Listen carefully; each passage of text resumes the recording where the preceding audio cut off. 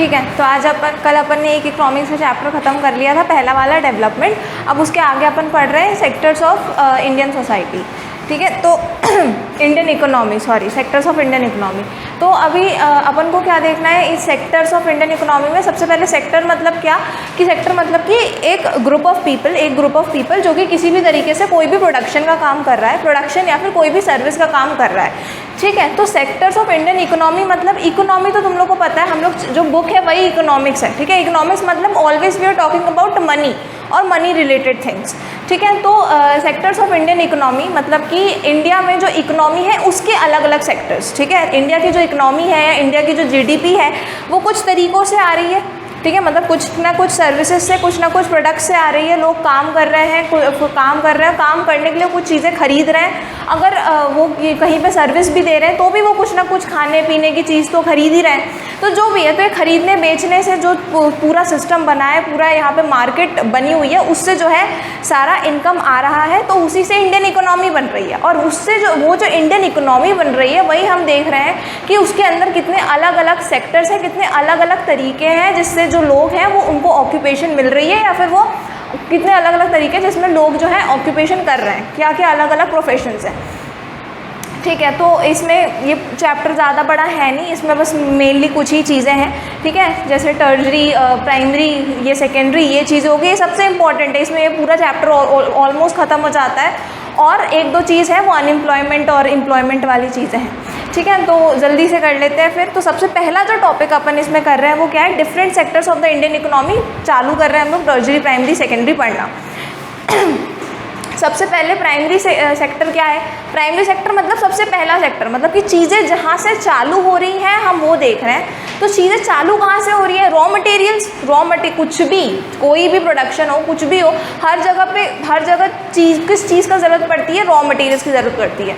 तो जहाँ से रॉ मटेरियल बन रहा है, या जो भी लोग रॉ मटेरियल बनाने की ऑक्यूपेशन कर रहे हैं, वो लोग क्या हो गए, प्राइमरी सेक्टर में हो गए। ठीक है, इसलिए जैसे कि सारे फार्मर्स हो गए, या फिर जितने भी रॉ मटेरियल्स हो गए, जैसे मिल्क प्रोडक्शन हो गया, फार्मर्स हो गए, ये सारी चीज़ें हो गई, तो क्या है, वो प्राइमरी सेक्टर में आ रहे हैं। ठीक है, जितने भी एग्रीकल्चर फील्ड्स हैं वो सारे कहाँ आ रहे हैं, वो कहाँ आ रहे हैं, प्राइमरी सेक्टर में। क्यों, क्योंकि ये सबसे पहली चीज़ है।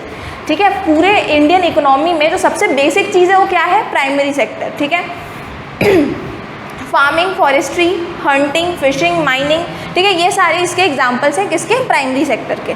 दूसरा क्या आता है, सेकेंडरी सेक्टर। अच्छा, रॉ मटेरियल अब अपने पास है, तो अब क्या करेंगे, उस रॉ मटेरियल के साथ कोई फिनिश प्रोडक्ट बनाएंगे, है ना, कोई फिनिश प्रोडक्ट बनाएंगे। तो वो फिनिश प्रोडक्ट बनाने की जो प्रोसेस है, और इस प्रोसेस में जितने लोग एम्प्लॉयड हैं, हमने उनको क्या कह दिया, सेकेंडरी सेक्टर में कह दिया।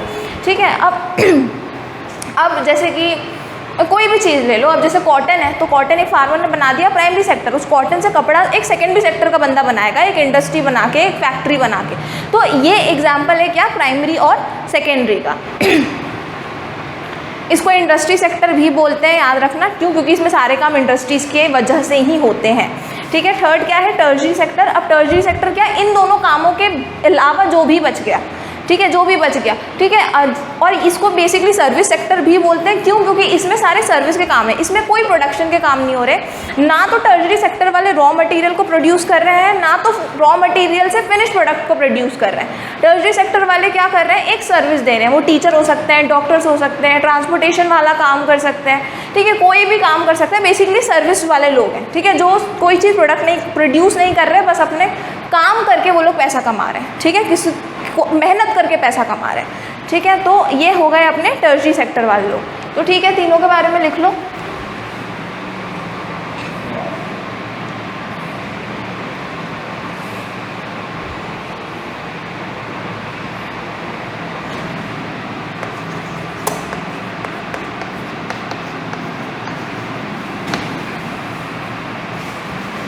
ये वाली लाइट कौन सी है पता है क्या, बंद कर दो ये वाली, इसकी जस्ट ऊपर जो बल्ब है।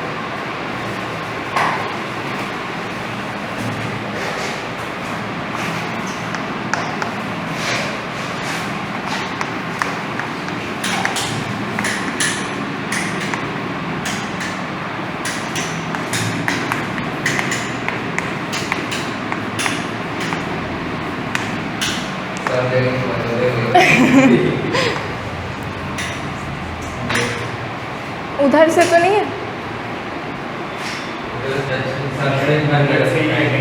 ओह अच्छा, फिर रहने दो।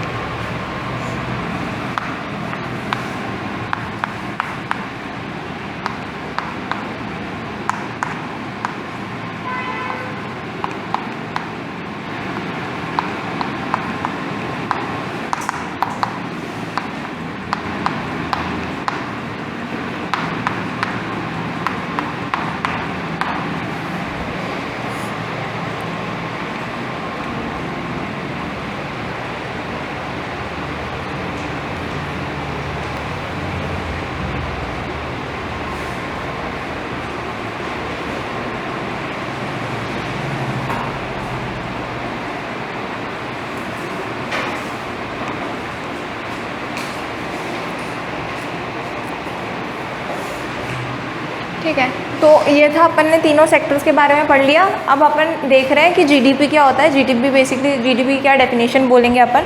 तो जो तीनों सेक्टर्स जो हैं वो कुछ ना कुछ प्रोड्यूस कर रहे हैं साल में, कुछ ना कुछ तीनों सेक्टर्स जो है प्रोड्यूस कर रहे हैं। तो ये जो प्रोड्यूस कर रहे हैं तो इनको इनकम हो रही है। जैसे कि अगर मैं एक फार्मर हूँ तो मैंने कुछ प्रोड्यूस किया होगा, मे बी ग्रेन्स प्रोड्यूस करे, तो अब मैंने उन ग्रेन्स को बेचा तो मुझे पैसे मिले होंगे।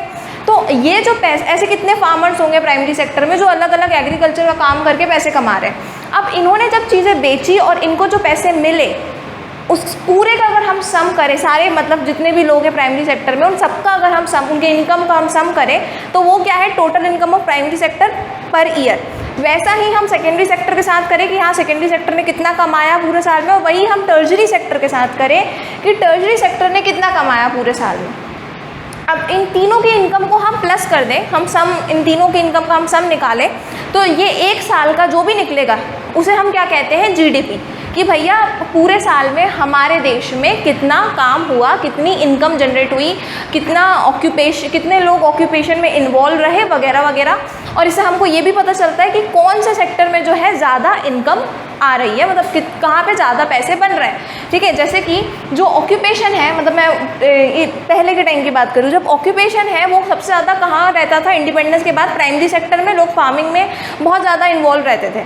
ठीक है, देन जो हमारा सेकेंडरी सेक्टर है वो थोड़ा ऊपर आया, तब भी प्राइमरी सेक्टर में लोग तो बहुत ज़्यादा थे, लेकिन जो पैसा होता था वो कहाँ आता था, सेकेंडरी सेक्टर में। क्यों? क्योंकि वो तो भाई उन्होंने तो ग्रेन्स बनाया, और ग्रेन्स बना के उन्होंने छोड़ दिया, उनको जितने भी थोड़े बहुत पैसे मिले उनके ग्रेन्स के। अब उस ग्रेन से जो अलग अलग चीज़ें होंगी, ठीक है, मान लो किसी ने एप्पल्स बनाया, ठीक है, एप्पल्स बना दिया एक फार्मर ने, उसको उसके एप्पल का कॉस्ट मिल गया, लेकिन उस एप्पल से जो जैम बना रहा है वो सही कीमत कमा रहा है ना, और जो जैम बना रहा है वो सेकेंडरी सेक्टर में। तो मे बी मतलब ऑल दो कि भैया जो लोग हैं वो ज़्यादा कहाँ है, प्राइमरी सेक्टर में, लेकिन कमा कौन रहा है ज़्यादा, सेकेंडरी सेक्टर। क्यों? क्योंकि वहाँ पे ज़्यादा चीज़ें हो रही हैं, मतलब अगर इनकम के बेसिस पे कहें तो जो भी है ये जानना हमारे लिए इम्पोर्टेंट नहीं है। हमारे लिए इम्पोर्टेंट ये है कि जीडीपी का फ़ायदा क्या है, इससे हमको पता चलता है कि भाई पूरे साल में किसने कितना इनकम किया, किसने कितना कमाया। ठीक है, ये था अपना जीडीपी। और एक इसी के साथ अपना एक और चीज़ आती है, इसका नाम है नेट डोमेस्टिक प्रोडक्ट या इनकम, जो भी है। ठीक है, नेट डोमेस्टिक इनकम। तो इसका मतलब क्या है, जब जैसे कि मान लो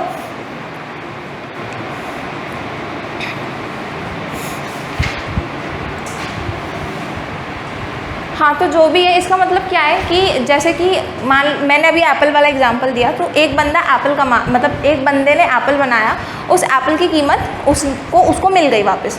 अब उस जिसने उस एप्पल को ख़रीदा उससे उसने जैम बनाया। ठीक है, अब जैम की कीमत उसको मिली होगी कस्टमर से, मैंने जैम खरीदा तो मैंने उसको पैसे दे दिए।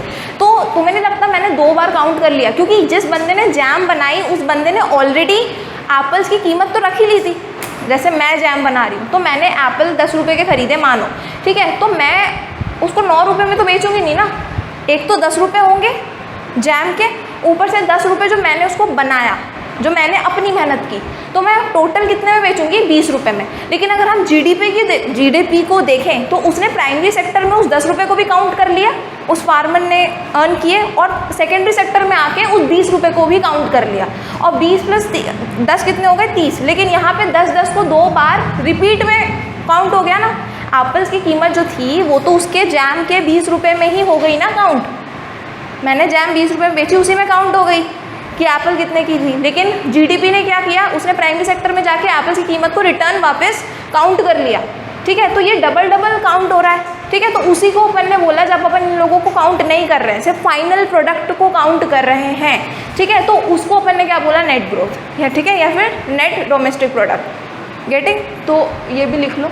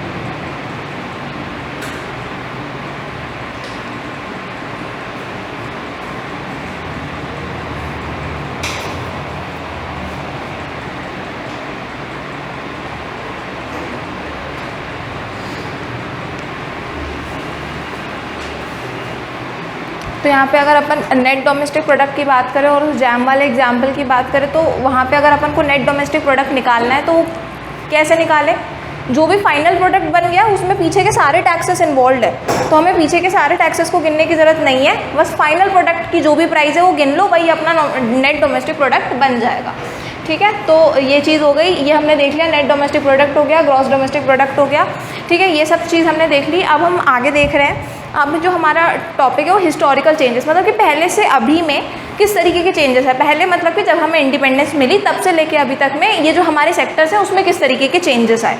ठीक है, तो सबसे पहले the primary sector was the most important sector of economy. ठीक है, ये तो हमें पता ही है कि पहले जो था फार्मिंग बहुत ज़्यादा चलता था, farming was the main occupation of almost everyone. ठीक है, इवन टुडे अगर हम देखें तो भाई सबके लिए पास एक गाँव होता है। ठीक है, और उस गाँव में खेत होते हैं। ठीक है, तो अभी भी ये जो खेत है और जो फार्मिंग है वो बहुत ज़्यादा जुड़ी हुई है इंडिया से। ठीक है, प्राइमरी सेक्टर बहुत ज़्यादा जुड़ा हुआ है इंडिया से। ठीक है, then what, the agriculture sector began to generate significantly more food than before as a result of technological advancement in farming progress. मतलब कि जो अपनी ये एग्रीकल्चर फील्ड है वो और ज़्यादा ग्रो होने लगी थी। याद है इंडिपेंडेंस के बाद अपने ग्रीन रिवॉल्यूशन और ये वाइट रिवॉल्यूशन ये सब चलने लगा था, तो अपना जो एग्रीकल्चर फील्ड था वो बहुत ज़्यादा ग्रो होने लगा था, ये प्राइमरी सेक्टर और ग्रो होने लगा था। और इंडिया जो है फूड के मामले में तो एटलीस्ट बहुत केपेबल हो गया था। Then what, people began working in factories. उसके बाद क्या हुआ कि जब लोगों का खेत वेत ये सब कुछ ढंग से चलने लगा तो 4-5 लोगों को काम करने की ज़रूरत नहीं है एक ही खेत पे। ठीक है, तो अब क्या हुआ, कुछ लोग जो हैं वहाँ से शिफ्ट होने लगे एक्स्ट्रा इनकम कमाने के लिए। कहाँ शिफ्ट होने लगे, फैक्ट्रीज में काम करने लगे, इधर उधर जाके काम करने लगे। और जब उन्होंने ये सब करना चालू कर दिया तो क्या हुआ, जो सेकेंडरी सेक्टर है अपना वो कहीं ना कहीं बढ़ने लग गया। जो लोग भी प्रोडक्शन के काम में हैं, जो भी फिनिश प्रोडक्ट बना रहे हो सेकेंडरी सेक्टर में, तो इस तरीके से हमारा सेकेंडरी सेक्टर जो है उसमें लोग जो है जाने लगे, उसमें ऑक्यूपेशन होने लगा। A great variety of industries relating to food processing, equipment, manufacturing and textiles are present। ठीक है, तो उसके बाद बहुत, मैंने वही बोला सेकेंडरी सेक्टर बढ़ने लगा तो अलग अलग तरह के सेकेंडरी इंडस्ट्रीज, क्योंकि हमने बोला सेकेंडरी सेक्टर क्या है, एक इंडस्ट्रियल सेक्टर है। ठीक है, एक इंडस्ट्रियल सेक्टर है, तो उसमें क्या बहुत अलग अलग तरह के इंडस्ट्री बनने लगे। ठीक है, हर तरह के टेक्सटाइल हो गए, कपड़ों के मामले में हो गए, मेडिसिन हो गए, हर तरह की जो है इंडस्ट्रीज बनने लग गई। This resulted in the establishment of service such as banking, healthcare and education। तो अब क्या हुआ, जो लोग हैं, देखो पहले हमने प्राइमरी सेक्टर में आए। ठीक है, प्राइमरी सेक्टर में हमने रॉ मटेरियल प्रोड्यूस किया, उस रॉ मटेरियल की वजह से लोगों ने सोचा कि हम उसको फिनिश प्रोडक्ट बनाएंगे, इंडस्ट्रीज बनी, अब इन्होंने फिनिश प्रोडक्ट बनाना चालू कर दिया। लोगों के पास क्योंकि आसानी से फर्टिलाइजर्स और इन सब चीज़ों की वजह से, टेक्नोलॉजिकल एडवांसमेंट की वजह से उनकी जो फसलें थी वो बहुत अच्छी होने लगी। तो अब वहाँ पर 4-5 लोगों को काम करने की ज़रूरत नहीं है, पूरी फैमिली को उधर लगे रहने की ज़रूरत नहीं है। तो जो लोग हैं वो शिफ्ट होने लगे कहाँ पर, फैक्ट्रीज पे, और इन सारे ही चीज़ों के वजह से सेकेंडरी सेक्टर बढ़ने लगा। जब सेकेंडरी सेक्टर बढ़ा तो अब क्या, अब हमारे पास पैसे हैं, अब हमारे पास थोड़े पैसे हैं। जब पैसे आए तो लोगों ने क्या किया, एजुकेशन में अपना पैसा लगाना चालू कर दिया, पढ़ाई लिखाई की चालू कर दी, हेल्थ केयर पे लोग ध्यान देने लगे, अपने पैसे को बचाने में ध्यान देने लगे। और इसी वजह से क्या हुआ, टर्शरी सेक्टर जो है वो डेवलप हुआ, है ना, कि बैंकिंग फैसिलिटीज़ हो गया, मेडिकल केयर हो गया, एजुकेशन हो गया, स्कूलिंग, ये सारी चीज़ें जो हैं ये सारी चालू हो गई, टर्शरी सेक्टर चालू हो गया। ठीक है, तो इस तरीके से हमने बताया कि इंडिपेंडेंस के बाद सबसे इंपॉर्टेंट क्या था, प्राइमरी के कारण जो है कहीं ना कहीं सेकेंडरी चालू हुआ, और सेकेंडरी और प्राइमरी के इतने अच्छी तरीके से फलते फूलने के कारण क्या हुआ, अपने टर्शरी पे भी लोगों ने ध्यान देना चालू किया। ठीक है, तो ये लिख लो।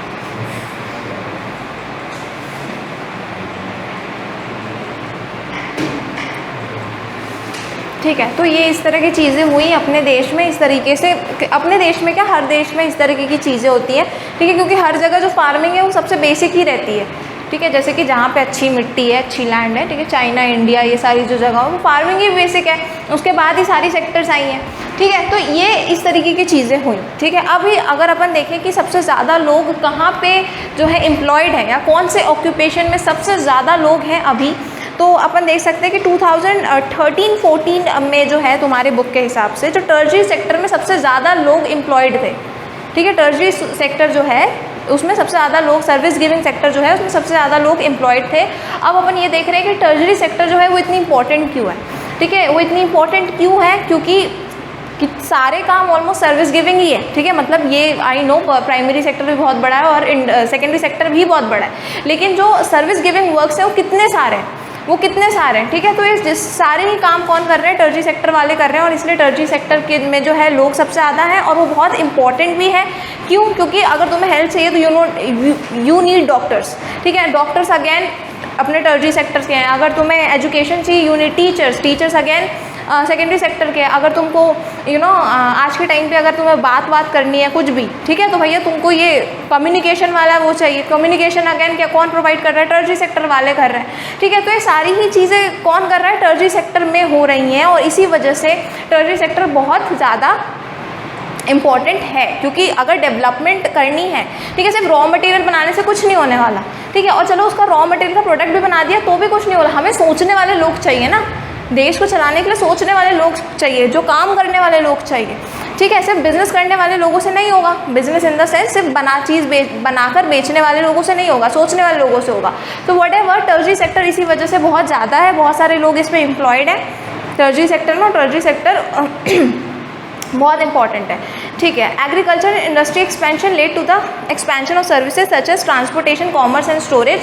तो हमने देखा कि प्राइमरी सेक्टर जो थी वो बहुत ज़्यादा डेवलप होने लगी थी अपने उस टाइम पे, मतलब ये ग्रीन रिवॉल्यूशन, वाइट रिवॉल्यूशन, इन सारे टाइम पे।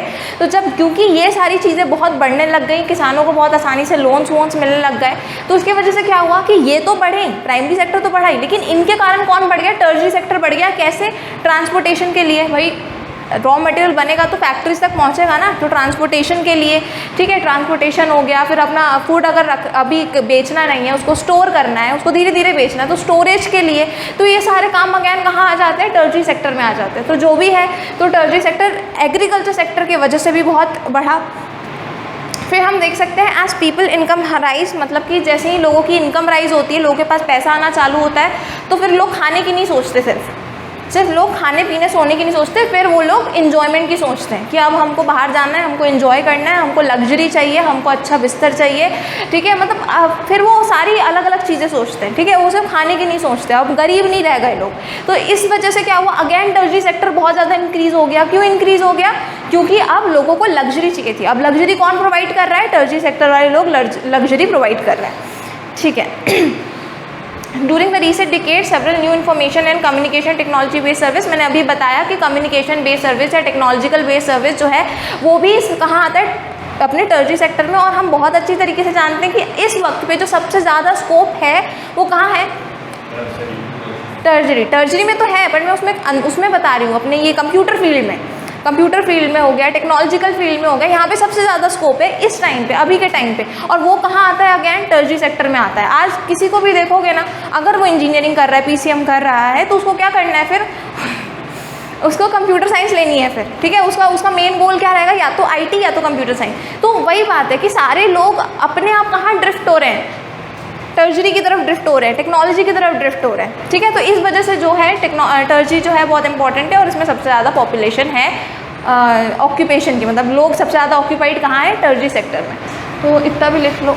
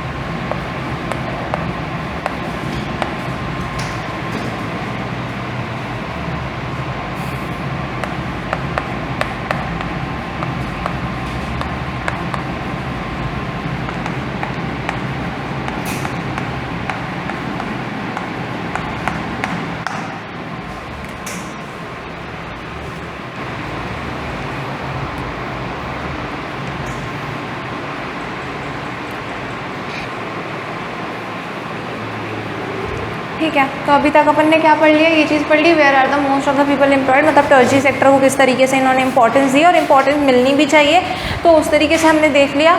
ठीक है, टर्शरी सेक्टर के बारे में डिटेल में। अब अपन ये देख रहे हैं कि हम और एम्प्लॉयमेंट कैसे लाएं, मतलब कि कुछ मेजर्स जो गवर्नमेंट को करनी चाहिए, ठीक है, ताकि देश में जो है और एम्प्लॉयमेंट आए। ठीक है, so people can find work by locating industries and service, तो इन्होंने यहाँ पे बोला है, पता नहीं क्यों but our book always focused on rural areas. ठीक है, रूरल एरियाज़ में तो सेमी रूरल एरियाज़, जो सिटी में रह रहा है वो तो एम्प्लॉयड ही है और वो तो बहुत ही अमीर है, तो जो भी है। लेकिन यहाँ पे अब जो लिखा है वो मैं बता रही हूँ कि भैया इन्होंने बोला है कि जो लोग हैं उनको खुद भी मेहनत करनी पड़ेगी, खुद भी देखना पड़ेगा। जो अपने सेमी रूरल एरियाज़ में वहाँ पे कई तरह की इंडस्ट्रीज़ हो सकती हैं, वो वहाँ पे काम कर सकते हैं। ठीक है, कई अलग अलग जगह पे जो है फैक्ट्रीज़ में वहाँ पे ये लोग काम कर सकते हैं, वहाँ पे उन्हें काम ढूंढते रहना चाहिए। फिर ये लोग क्या कह रहे हैं कि हर स्टेट या हर रीजन में जो है जो स्किल्ड लोगों की ज़रूरत वो बनी रहती है, हर जगह पे जो स्किल्ड लोग हैं उनकी जगह बनी रहती है। इसलिए जो बेसिकली ये कहना चाहते हैं कि हर किसी को बैठे बैठे एम्प्लॉयमेंट के सपने नहीं देखने चाहिए, उनको स्किल्ड बनना चाहिए, क्योंकि हर जगह पे स्किल्ड लोगों की ज़रूरत है। ठीक है, फिर ये लोग क्या कह रहे हैं, अकॉर्डिंग टू NITI आयोग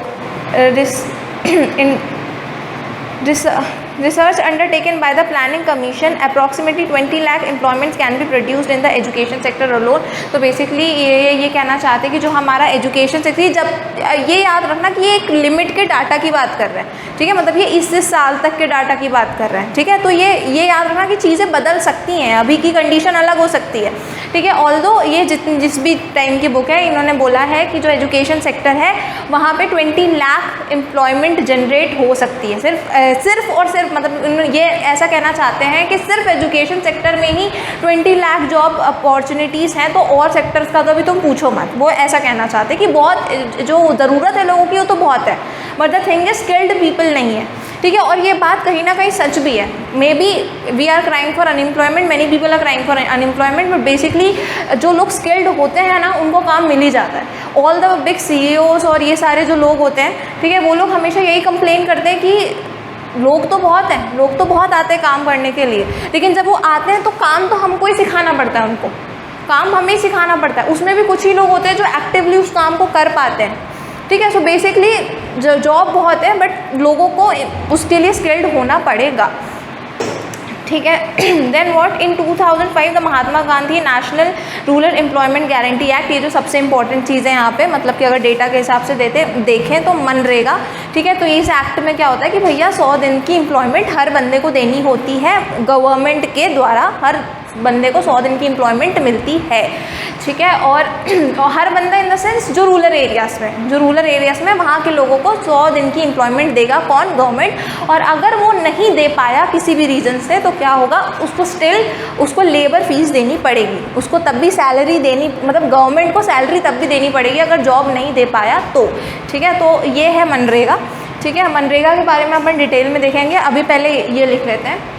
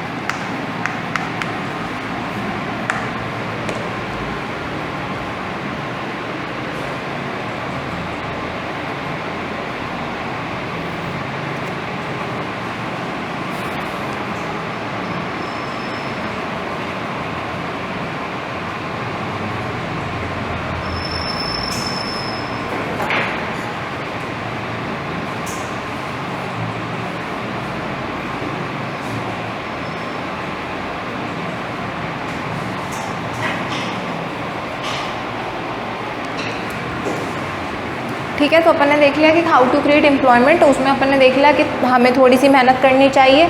ठीक है। एजुकेशन डिपार्टमेंट जो है, एजुकेशन फील्ड जो है, उसमें बहुत सारी जॉब्स है। और हमने देखा कि जो गवर्नमेंट है उसने मनरेगा वाली चीज़ करके रखी है, एक्ट निकाल के रखा है जिससे वो एम्प्लॉयमेंट प्रोवाइड कर रहा है। तो मनरेगा क्योंकि थोड़ा इंपॉर्टेंट टॉपिक है तो उसके बारे में हम ज़रा अच्छे से देख लेते हैं, डिटेल में देख लेते हैं। तो मैंने इसकी डेफिनेशन बताई दी थी, मतलब ये एक्ट क्या है वो बताई दिया था कि भैया इसको 100 दिन का काम देना पड़ता है रूरल एरियाज़ के लोगों को। जो भी विलिंग है, मतलब जो भी चाहता है कि मुझे काम करना है उसको देना पड़ेगा 100 दिन का काम। ये 625 डिस्ट्रिक्ट्स में करवाया गया, मतलब लागू किया गया जैसे कि यहाँ पे लिखा हुआ है। ठीक है। और अगर वो ऐसा करने में असक्षम रहता है, गवर्नमेंट ऐसा नहीं कर पाता है, तो उसको फिर भी लेबरिंग फीस देनी पड़ेगी।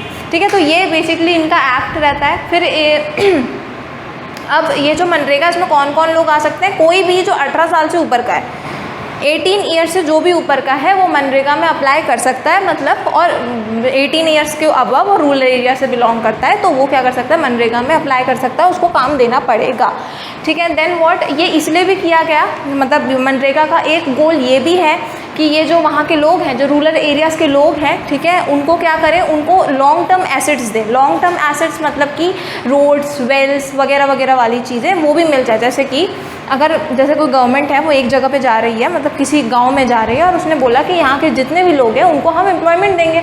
ठीक है। उन्होंने बोला ठीक है, दे दो हमको एम्प्लॉयमेंट, हमें नहीं पता क्या काम करना है, जो तुम करवाओगे हम कर लेंगे। अब इन्होंने बोला रोड बनाओ यहीं पे, तो ये जो लोग हैं इन्होंने रोड भी बना दी, इनको एम्प्लॉयमेंट भी मिल गई और उस गाँव को रोड भी मिल गई, एक सड़क भी मिल गई अच्छी। तो इस तरीके से जो है, इस तरीके की जो चीज़ें हैं वो भी करवाई गई। तो उससे क्या हुआ, लॉन्ग टर्म एसेट्स मिल गया किसको, गाँव को। गाँव थोड़े डेवलप हो गए, लोगों को एम्प्लॉयमेंट मिल गई, पैसे मिल गए, 100 दिन के पैसे तो मिल ही गए एटलीस्ट।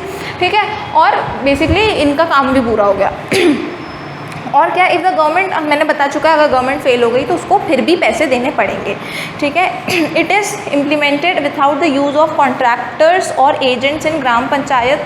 ठीक है। तो इन्होंने बोला कि जब ये बीच बीच के लोग होते हैं ना, जो बेसिकली कुछ गड़बड़ वड़बड़ कर सकते हैं या फिर भ्रष्टाचार कर सकते हैं, पैसे वैसे दबा सकते हैं, कि उनके बिना होता है, इन पे किसी बंदे को जो कॉन्ट्रैक्ट पे साइन नहीं करना होता है, वो डायरेक्टली जो है इसके लिए अप्लाई कर सकता है, ऐसा कुछ इसका नियम है। ठीक है। This law aids in the preservation of the village environment, the empowerment of rural women, the promotion of social equality. तो इन्होंने बोला है कि बेसिकली एक अपलिफ्टमेंट है जो कि रूरल एरियाज़ के लोग हैं जिनके पास काम नहीं है, जो गांव इतने अभी डेवलप नहीं हुए, उनके अपलिफ्टमेंट के लिए बेसिकली मनरेगा करा गया है कि जो हमारे गांव हैं वहाँ के लोग त्रस्त ना रहे, वहाँ के लोग भूखे प्यासे मरते ना रहे, वहाँ के लोग भी सुखी हो जाएँ, वहाँ के लोग भी डेवलप हो जाएँ। ठीक है। तो ये हमने मनरेगा के बारे में देख लिया, ये लिख भी लो।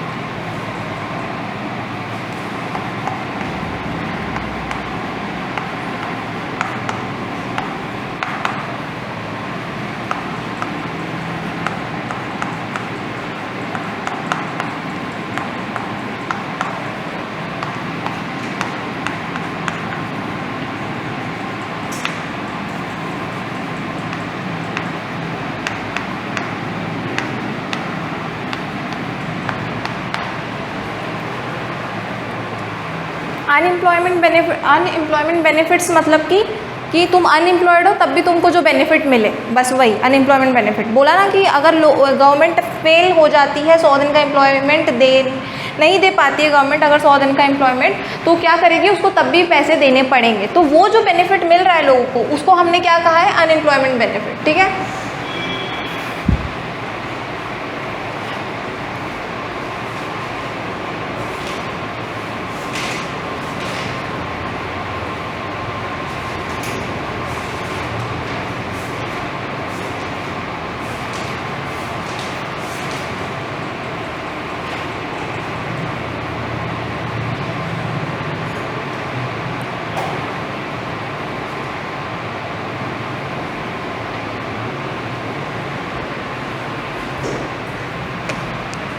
ठीक है। तो हमने ये सारी चीज़ें देख ली, अनएम्प्लॉयमेंट एम्प्लॉयमेंट वाली चीज़ें देख ली। अब अपन देख रहे हैं कि different sectors and terms of operations. ठीक है, कि अगर different sectors and terms of operations मतलब कि किस तरीके से जो है कौन कौन काम करता है उस अकॉर्डिंग। तो तो इसमें दो सेक्टर्स हैं, दो तरीके से क्लासिफाइड है। क्या, ऑर्गेनाइज सेक्टर और अनऑर्गेनाइज सेक्टर।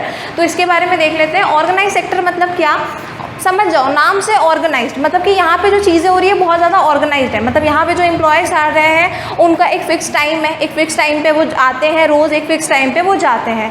ठीक है, एक फ़िक्स अमाउंट ऑफ वर्क करते हैं। ठीक है, इनको एक कुछ सिक्योरिटी मिलती है, जैसे हेल्थ की सिक्योरिटी हो गई या फिर इंश्योरेंस वगैरह, मतलब कुछ तरह की सिक्योरिटीज़ मिलती है इनको मनी के मामले में, हेल्थ के मामले में। ठीक है, और दूसरी चीज़ क्या कि इनको जो ये जॉब मिल रही है उनके क्वालिफिकेशन के बेस पे होती है। ठीक है, उनके स्किल्स के बेस पे होती है, उनके बिल के बेस पे होती है। ठीक है, और इस पे गवर्नमेंट की नज़र भी रहती है। ठीक है, जो गवर्नमेंट की जो कुछ पॉलिसीज़ है, कुछ स्कीम्स वगैरह कुछ भी है, तो वो भी इन लोगों के लिए अप्लाइड है। तो बेसिकली ऑर्गेनाइज सेक्टर के लोग जो है वो बहुत ज़्यादा सिक्योर फील करते हैं, बहुत ज़्यादा सेफ फील करते हैं। लेकिन वहीं पे अनऑर्गेनाइज सेक्टर क्या होगा, ऑर्गेनाइज का एकदम अपोजिट। क्या कि यहाँ पे जो है लोग काम करते हैं लेकिन यहाँ पे कोई सिक्योरिटी नहीं है। ठीक है, जैसे कि अगर ऑर्गेनाइज सेक्टर में यहाँ पे अगर लिख दिया गया एक बार कि भैया इसको 10,000 रुपये मिलेंगे प्रति हर महीने, तो उसको मिलने चाहिए, फिर उसको मिलने चाहिए। गवर्नमेंट भी ध्यान दे रही है इस चीज़ पे। लेकिन वहीं अनऑर्गेनाइज सेक्टर में उसकी अपनी चल रही है, गवर्नमेंट का बहुत ही कम इन्फ्लुएंस होता है अनऑर्गेनाइज सेक्टर पे। ठीक है, अगर उसको 10,000 देने का मन नहीं है, 5,000 देने का मन है, तो 5,000 देगा। तुम कुछ नहीं कर सकते, कोई सिक्योरिटी नहीं होती है। सिक्योरिटी इन द सेंस कि वो लोग तुम्हारी बिल्कुल नहीं सोचेंगे कि तुम्हें कोई हेल्थ केयर चाहिए या तुम्हें कुछ मनी प्रॉब्लम्स हो सकती है, वो तुम्हारी कुछ नहीं सुनने वाले। ठीक है, उनको बस अपना काम, उनका काम होना चाहिए। ठीक है, तो इस तरह की चीज़ें होती हैं अनऑर्गेनाइज सेक्टर में। अनऑर्गेनाइज सेक्टर में अगर तुम ज़्यादा काम कर रहे हो, ओवर टाइम कर रहे हो, तो भी कोई उसकी वैल्यू नहीं है। तुम ओवर टाइम क्यों कर रहे हो, क्योंकि तुम्हारा काम शायद नहीं हुआ होगा, तो उसकी कोई वैल्यू नहीं है। वहीं पे ऑर्गेनाइज सेक्टर में अगर तुम ओवर टाइम कर रहे हो तो तुम्हें उस हिसाब से पेमेंट मिलनी चाहिए, ओवर टाइम की भी पेमेंट मिलनी चाहिए, जो कि अनऑर्गेनाइज सेक्टर में नहीं होता है। ठीक है, तो जो लोग अनऑर्गेनाइज सेक्टर में हैं वो अपने आप को सेफ फील नहीं कर रहे हैं। ठीक है, तो ये भी लिख लो।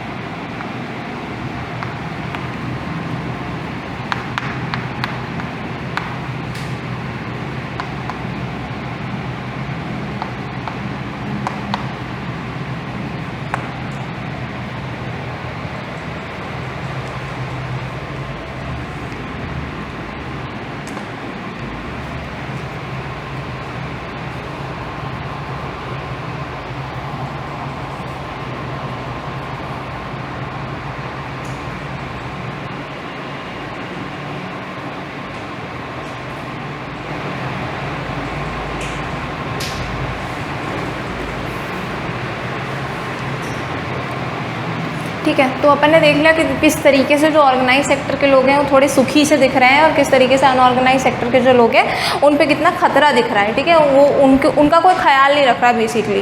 ठीक है, और उनका जो ओनर है वो क्यों ही रखेगा, उसको तो अपना काम करवाना है बस, उसको क्या मतलब कि किसकी कितनी फैमिली चल रही है, कौन कितना ज़्यादा काम कर रहा है, कौन कितना थक रहा है। तो जो भी है, तो ये अपन ने देख लिया। तो इसीलिए अपन ने देखा कि इन लोगों को जो है ज़्यादा सिक्योरिटी नहीं है और ये लोग बहुत वल्नरेबल हैं। तो इसलिए ये टॉपिक है दूसरा कि भैया हम कैसे जो है लोगों को इस सेक्टर में बचाएं, अनऑर्गेनाइज सेक्टर के लोगों को हम कैसे बचाएं, अनऑर्गेनाइज सेक्टर के लोगों को हम कैसे सिक्योर करें बेसिकली। ठीक है, वरना उनकी तो कभी सिक्योरिटी ही नहीं रहेगी किसी चीज़ के लिए, है ना। अब जैसे मुझे आगे चल के कोई गाड़ी लेनी है और मैं उसके लिए लोन ले रही हूँ, लेकिन मेरे को जॉब की सिक्योरिटी नहीं है, क्या पता वो रहे ही नहीं मेरे पास, तो मैं कोई चीज़ में सिक्योर ही नहीं रह पाऊँगी अपनी किसी भी चीज़ में। ठीक है, तो इस सिक्योरिटी को मेंटेन कैसे करें हम अनऑर्गेनाइज सेक्टर के लोगों को के लिए, वो अपन देखते हैं।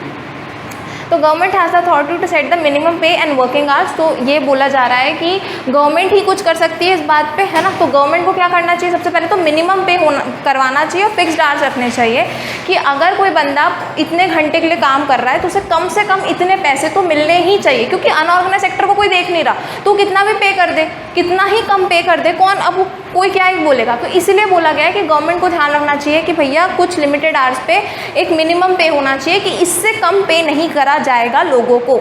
ठीक है, सेकेंडली क्या, self employed worker. Self employed worker से क्या मतलब है, सेल्फ एम्प्लॉयड वर्कर्स मतलब कि जिन्होंने खुद को नौकरी दी। और खुद को नौकरी कौन देता है, जो बिजनेस करता है या कोई धंधा करता है, कोई शॉप खोलता है। तो जो इस तरीके के लोग हैं उनको थोड़ा लोन्स वोन्स दे, जो गवर्नमेंट है उनके लिए लोन्स के इंटरेस्ट थोड़े कम कराए गवर्नमेंट, तो इन लोगों को भी एम्प्लॉयमेंट मिल जाएगी। इससे अच्छा क्या हो सकता है कि लोगों को कहीं एम्प्लॉयमेंट ढूंढना ना जाना पड़े और लोग खुद अपने लिए एम्प्लॉयमेंट ढूंढें, मतलब खुद ही अपना काम करें, खुद ही अपने आप को एम्प्लॉयड रखें। तो उनके लिए गवर्नमेंट को लोन्स लाने चाहिए। ठीक है, थर्ड क्या है, The government can supply these workers with low cost accessibilities, fundamental amenities such as education, healthcare and food। तो हमने देखा कि यहाँ पे जो है कुछ चीज़ें इन लोग को मिलती हैं, ऑर्गेनाइज सेक्टर में जो है उन लोग को हेल्थ केयर और इस तरह की कुछ फैसिलिटीज़ मिलती हैं अगर कोई ऑर्गेनाइज सेक्टर में काम कर रहा है तो। लेकिन अनऑर्गेनाइज सेक्टर में कुछ नहीं मिल रहा, ऊपर से पे भी कम हो सकता है। तो इसलिए बोला गया कि गवर्नमेंट को इनको कुछ स्पेशल फैसिलिटीज़ देनी चाहिए, एजुकेशन, हेल्थ केयर, इस तरह की फैसिलिटीज़ बहुत ही सस्ते में या बिल्कुल नो कॉस्ट पे देने की कोशिश करनी चाहिए किसको, अनऑर्गेनाइज सेक्टर के लोगों को। ठीक है, कि ताकि इनको अगर कम पेमेंट भी हो रही है, ज़्यादा काम भी करना पड़ रहा है, तो at least they are secure about the families. ठीक है, then what, the government can enact new legislation that allow for overtime, paid leave and. तो इन्होंने वही बोला है कि जो जो चीज़ें इनको मिल रही है बेसिकली, ओवर टाइम पे पेमेंट मिल रही है, बहुत अलग अलग तरह की फैसिलिटीज़ मिल रही है, तो उस पर लॉस बनाने चाहिए गवर्नमेंट को इन लोगों के लिए। ठीक है, तो मतलब ये करना चाहिए, हमें करना चाहिए, बेसिकली गवर्नमेंट को करना चाहिए। अभी हुआ है नहीं हुआ नहीं पता, करना चाहिए, बात हुई है यहाँ पे। ठीक है, तो ये भी लिख लो।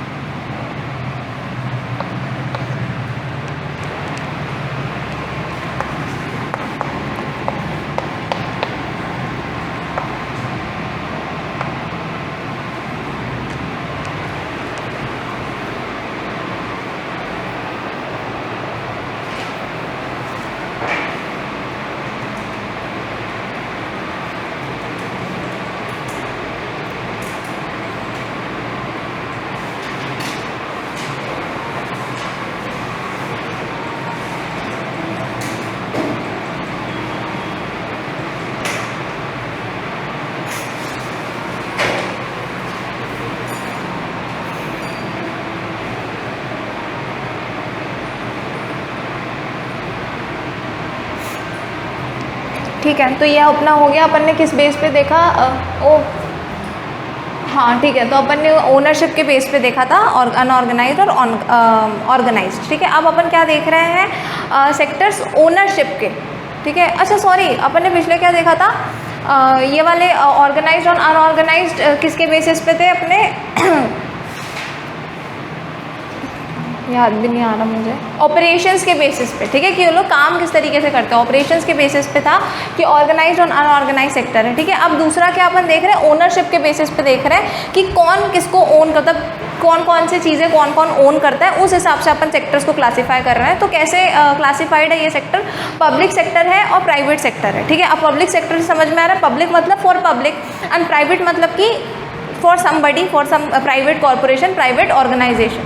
ठीक है, तो अब पब्लिक सेक्टर कौन करेगा, सारे लोग मिलके ये सारे काम तो करने नहीं वाले, गवर्नमेंट ही करने वाली है पब्लिक सेक्टर। तो जो भी है पब्लिक सेक्टर में सबसे ज़्यादा इन्फ्लुएंस किसका होता है, गवर्नमेंट का होता है। इसमें जितने भी काम होते हैं उसको कौन रेगुलेट कर रहा होता है, डायरेक्टली और इनडायरेक्टली गवर्नमेंट रेगुलेट कर रही होती है। और इसमें ऑब्वियसली क्योंकि ये गवर्नमेंट वाले काम है तो इसमें सिक्योरिटी बहुत होती है, सब कुछ बढ़िया रहता है। ठीक है, साथ में इसका जो गोल होता है वो प्रॉफिट मेकिंग नहीं होता। ठीक है, मतलब अगर पब्लिक सेक्टर में कोई भी काम हो रहा है तो उसका ये गोल नहीं है कि हम किसी तरीके से प्रॉफिट कमाएं। इसका क्या गोल है, मतलब कहते तो यही है कि इसका ये मतलब नहीं है कि प्रॉफिट कमाएं, इसका क्या गोल है कि हम जो पब्लिक है उसको एक अच्छी फैसिलिटीज़ दें, पब्लिक जो है उसको हम अच्छे से रखें, इंडिया को हम बेसिकली डेवलप करें। ये सारे जो गोल्स हैं वो किसके हैं, पब्लिक सेक्टर के। ठीक है, फिर क्या, अब जैसे एग्जांपल हो गया पब्लिक सेक्टर का, तो रेलवे, पोस्ट ऑफिसेस। ठीक है, तो ये सारी चीज़ें क्या है, गवर्नमेंट ओन करती है, गवर्नमेंट रेगुलेट करती है, लेकिन किसके लिए है ये सारी चीज़ें, देशवासियों के लिए। ठीक है, अब होता है प्राइवेट सेक्टर। प्राइवेट सेक्टर मतलब कोई भी चीज़ जो प्राइवेटली हो रही है बेसिकली। ठीक है, कोई भी वैसे काम जो प्राइवेटली, कोई बिजनेस प्राइवेट ओन कर रहा है, कोई कॉर्पोरेशन प्राइवेट ओन कर रहा है। ठीक है, तो इसमें भी गवर्नमेंट का हाथ, रेगुलेशंस हो सकते हैं, जैसे कि अपन ने पिछले में देखा था कि ऑर्गेनाइज और अनऑर्गेनाइज। ऑर्गेनाइज ऐसा नहीं है कि वो गवर्नमेंट ही ओन कर रही है, नहीं, मतलब ऑर्गेनाइज वो सेक्टर जो एक ऑर्गेनाइज तरीके से रह रहे हैं और गवर्नमेंट के रूल्स एंड रेगुलेशंस को फॉलो कर रहे हैं। तो वही है कि प्राइवेट सेक्टर में भी ऐसी कंपनीज हो सकती हैं जो गवर्नमेंट के रूल्स एंड रेगुलेशंस को फॉलो कर रही है, और नहीं भी हो सकती है, वी डोंट नो। ठीक है, प्राइवेट का मतलब तुम्हें क्लियर होना चाहिए कि भैया गवर्नमेंट के अंडर नहीं आती, वो उसका अपना काम है। ठीक है, और हाँ, ये जो है, जो प्राइवेट ओनरशिप होती है, मतलब प्राइवेट सेक्टर होता है, इसमें क्या ये लोग क्यों काम कर रहे हैं, प्रॉफिट के लिए काम कर रहे हैं। ये किसी को फैसिलिटी देने के लिए काम नहीं कर रहे हैं, मतलब दे भी रहे होंगे लेकिन क्यों दे रहे हैं, प्रॉफिट के लिए दे रहे हैं। ये एक प्रॉफिट बेस्ड ऑर्गेनाइजेशंस है। ठीक है, तो ये भी लिख लो।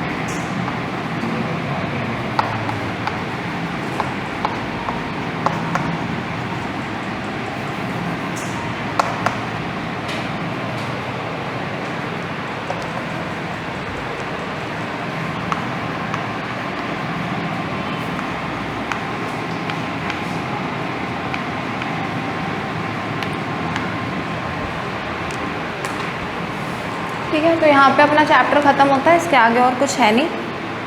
कल अपन ज्योग्राफी का दूसरा चैप्टर करेंगे, ठीक है।